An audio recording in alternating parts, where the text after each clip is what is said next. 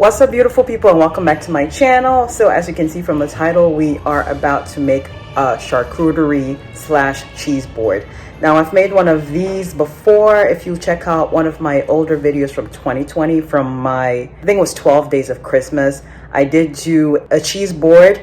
It wasn't with anything fancy. It's just stuff that I got from Publix, and you can do that too.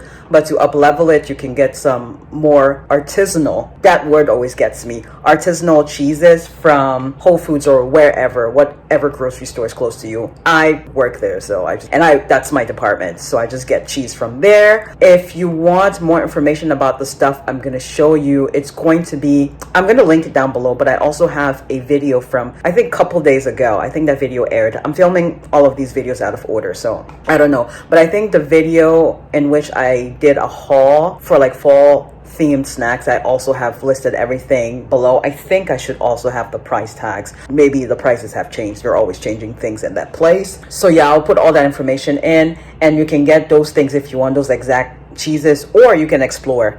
So back to the video from 2020. So I'm going to link that also below if you want to check that out. And then I made another cheese board in 2021. Did not really film the process, but I'll insert a picture of it. And then I'm making another one which will be more fall themed. I'm not going to be using like the same cheeses that I used in 2021. I want to spice it up a little bit. And also back in 2021, I wasn't eating meat, so I couldn't really include meats. I think I had like salami on there, but it was mainly for my brother and my mom. This time I have prosciutto, and also have I have Calabrese, which is basically like a spicy salami, and then I have like goat cheese and stuff.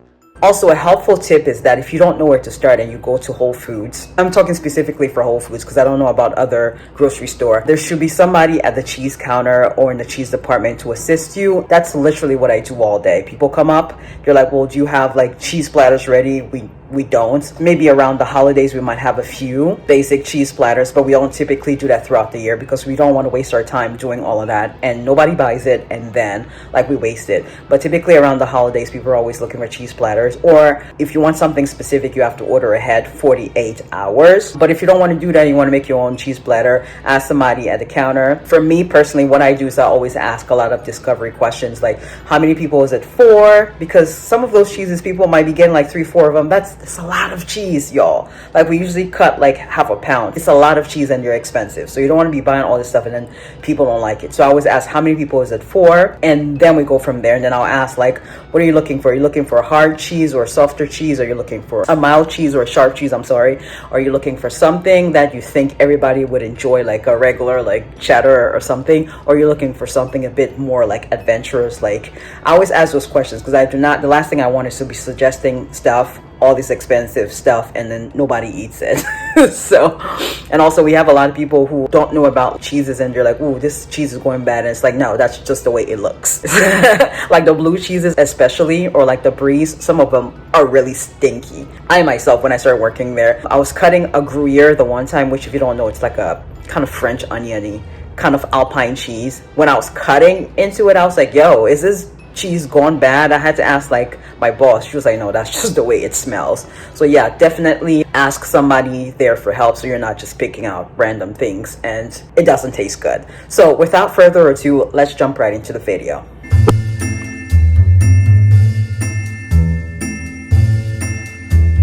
So these are my ingredients for the cheese board. It's going to be very simple. The one that I did in 2021, I realized I had like 3 different cheeses doing the most, but it was also for Christmas. This one, I literally just have the one cheese, which is goat cheese, and lots of meat. So 2 of these, Calabrese, some prosciutto, some pate, which I feel like, yeah, 3 meats, 1 cheese should do it. Some Marcona almonds, which is basically like almonds with like I think it's sunflower oil. Oh, wait, what does it say back here? Sunflower oil. And of course my raincoat crisps.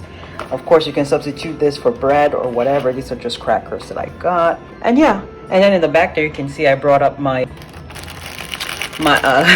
stuff that I got from Michael's, my napkins I brought from Michael's, and I'm gonna maybe use one of these as I sip on my apple, pear, and ginger drink. And then I'll show you my saucers in a little bit. I just brought those from downstairs, washed them, and I'll serve in those. So I'm gonna use this small cheese board. I have a bigger one, or my mom has a bigger one, but it's just two of us eating the cheese board. There's absolutely no reason. And then like everything is going to be extra spread apart and look terrible. Whereas if I use this small one, it's more compact and it'll look more full or fuller. So this is mine that I brought from Florida, and this is the same one that I used in that video from 2020, the 12 days of Christmas, when I did that cheese board.